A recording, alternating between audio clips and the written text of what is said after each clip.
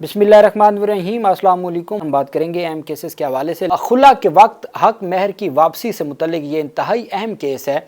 Supreme court of Pakistan में basically वफाकी शरई अदालत ने एक फ़ैसला दिया था और फिर अपील गई थी। जो शरीयत अपीलेट बेंच है सुप्रीम कोर्ट ऑफ पाकिस्तान का 5 रुकनी बेंच था, वहाँ पर समाअत हुई। सुप्रीम कोर्ट में खुला के वक्त खातून को निसफ हक महर वापस करने से मुतल्लिक केस की समाअत हुई।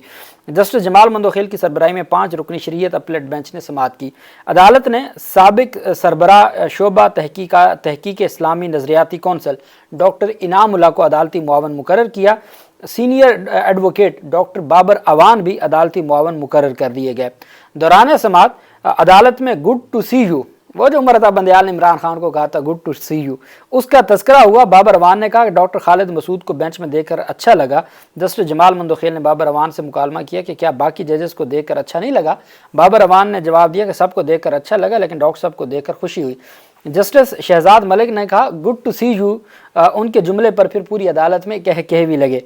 जस्टिस मलिक शहजाद ने इस्तफसार किया कि सवाल ये है कि खुला लेने पर हक महर छोड़ने की कोई कदगन लगाई जा सकती है। बेसिकली ये एक जजमेंट आई थी शरीयत अपीलेट बेंच की, जिसमें कहा गया था कि जो और ये एक जो कि अगर हक महर खुला खातून खुला लेगी तो वो अपना हक महर वापस करेगी। 50% हक महर वापस करेगी, 75%, 25% मुख्तलिफ नौयत के। अब उस पर जस्ट ये सवाल था, शरीयत जो वफाकी शरई अदालत के फ़ैसले के ख़िलाफ़ ये appeal I supreme court of Pakistan के अपीलेट बेंच में। जस्टिस मलिक शहजाद ने इस्तफसार किया कि सवाल यह है कि खुला लेने पर हक महर छोड़ने की कोई कदगन लगाई जा सकती है। जस्टिस मलिक शहजाद अहमद ने सवाल उठाया कि शरीयत कोर्ट के मुताबिक औरत पर हक महर का निस्फ वापसी की कदगन नहीं लग सकती। कुरान पाक फरमाता है कि औरत कुछ देकर जान छुड़ा सकती है, उसका कोई तयन नहीं किया गया कि कितना दे के। जस्टिस जमाल मंदोखेल ने रिमार्क्स दिए कि पंजाब हुकूमत का कानून कहता है कि औरत खुला ले तो 50% हक महर वापस करे। वफाकी शरई अदालत ने पंजाब का कानून कलअदम करार दिया था। बाबर अवान ने कहा उर्दू में कुछ का मतलब जुज़्व होता है। जस्टिस जमाल मंदोखेल ने इस्तफसार किया कि लफ्ज़ कुछ से मुराद क्या होगी, इस हवाले से म्यार मुकर्रर किया जा सकता है।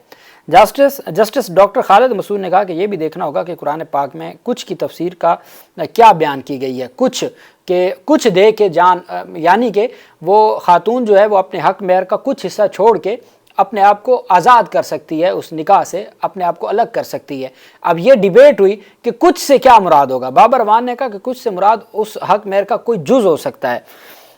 डॉक्टर खालिद मसूद ने कहा कि यह भी देखना होगा कि कुरान पाक में कुछ की तफसीर क्या बयान की गई है।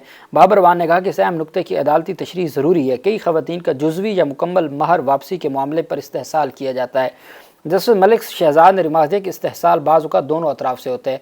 कई गिरोह सरगर्म हैं जो अमीर आदमी से शादी करने के 2 माह बाद खुला ले लेते हैं और फिर वो उनसे हक महर और वो तमाम जो चीज़ें हैं वो वापस लेते हैं। वो कहते हैं ये भी एक बदकिस्मती है कि एक पूरा गिरोह है जो एक्टिव है, जो अमीर लोगों से शादी करते हैं, 2 माह बाद खुला लेते हैं और खुला में वो तमाम जो चीज़ें हैं जो हक महर समेत बाकी चीज़ें वो भी रिकवरी का दावा करते हैं।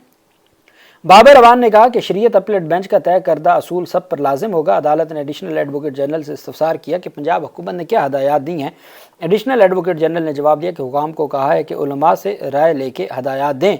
अदालत ने समाअत गर्मियों की छुट्टियों तक मुलतवी कर दी, सितंबर तक मुलतवी कर दी। लेकिन अब ये एक अहम मामला है और आप समझें कि ये पाकिस्तान की जुडिशल एक हिस्ट्री तारीख रकम की जा रही है, जिसमें खुला का जो मामला है और हक महर की वापसी का मामला ये हमेशा हमेशा के लिए तय होने जा रहा है। 5 रुकनी लार्जर बेंच, जिसमें 3 जजेस हैं और 2 जो एक्सपर्ट होते हैं इस्लामी स्कॉलर, उनको जो है वो बेंच का हिस्सा बनाया जाता है। तो ये 5 रुकनी बेंच था और इसकी जानिब से ये सवाल ये उठाया गया कि पंजाब हुकूमत की जानिब से कानून साजी की गई कि 50% वो वापस कर देंगे, जिसको कलअदम करार दे दिया था वफाकी शरई अदालत ने। तो सुप्रीम कोर्ट ऑफ पाकिस्तान ने पूछा कि आपकी क्या राय है, पंजाब हुकूमत इस बारे में क्या कहती है। तो बताया गया जी कि पंजाब हुकूमत ने उलमा इकराम से राय लेने के लिए वक्त मांगा है। अदालत ने छुट्टियों तक मौखर कर दी और छुट्टियों के बाद इसको फैसला और ये हमेशा के लिए तय हो जाएगा मामला। लाहौर हाई कोर्ट में एक अहम केस था। सरगोदा दरबार है और वहाँ पर कत्लेआम हुआ और उस मुकदमे की अपीलों पर, मुजरमों की अपीलों पर समाअत हुई। लाहौर हाई कोर्ट ने सरगोदा में दरबार की गद्दी का तनाज़ा था, دربار تھا وہاں پہ اس کی گدی کا تنازع تھا کہ کون اس کا جو ہے وہ گدی نشین ہوگا.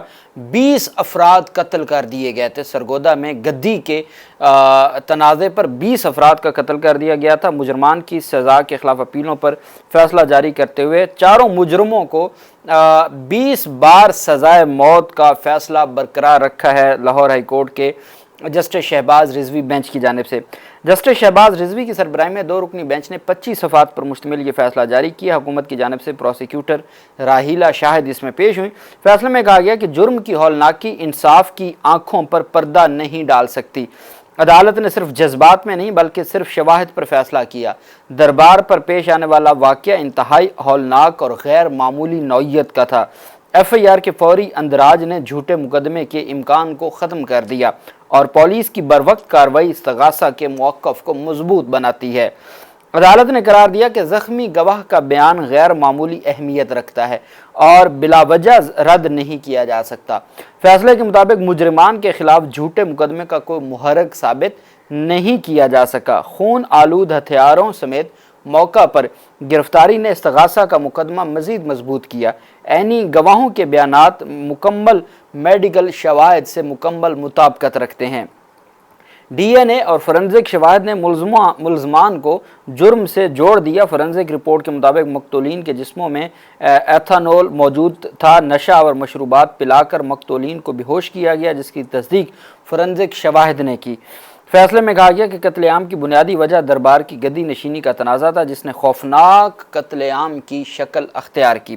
مجرموں کا محض انکار مضبوط عینی میڈیکل اور فورنزک شواہد کو رد نہیں کر سکتے. مذہبی مقام پر اجتماعی قتل سے عوام میں خوف، دہشت اور عدم تحفظ پھیلا. دہشت گردی ایکٹ کا اطلاق اس مقدمے میں مکمل طور پر درست تھا. مجرمان نے 20 بے گناہ افراد کو انتہائی شفاقانہ انداز میں قتل کیا. مقتولین کو برہنہ کر کے ننگا کر کے بدترین تشدد کا نشانہ بنایا گیا. فیصلے میں کہا گیا کہ اس مقدمے میں کسی قسم کی رعایت انصاف کے تقاضوں کے منافی ہوگی. اجتماعی قتل جیسے شفاق جرم میں سخت ترین سزا ہی انصاف کے تقاضے پورے کر سکتی ہے. عدالت چاروں مجرمان کی سزائے موت برقرار رکھتی ہے.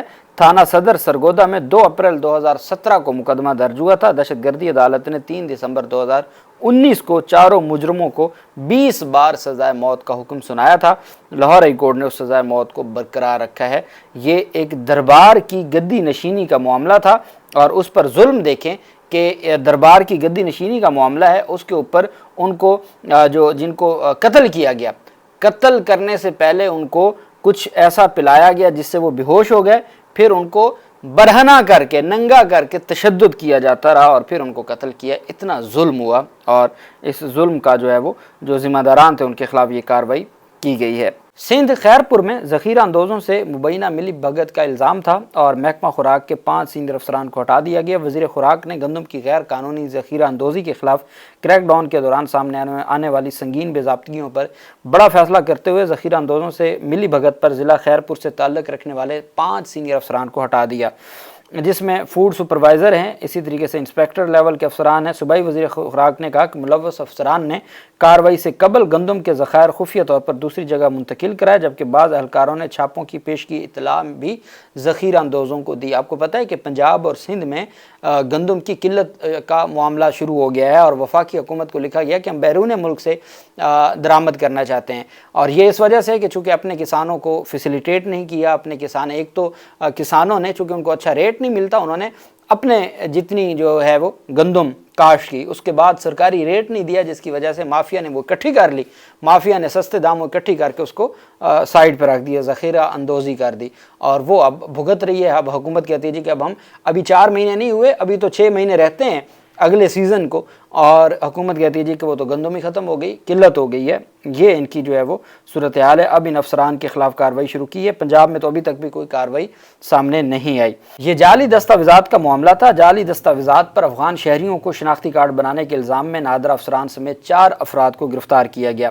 وفاقی تحقیقاتی ادارہ کی اینٹی کرپشن سرکل نے قانون نافذ کرنے والے اداروں کے ساتھ مشترکہ انٹیلیجنس آپریشن کے دوران جعلی دستاویزات کے بل بوتے پر افغان شہریوں کے لیے قومی شناختی کارڈز تک رسائی دینے کے مرتکب نیٹ ورک کو بے نقاب کر دیا اور کارروائی کے دوران نادر افسران سمیت 4 ملزمان کو گرفتار کیا گیا.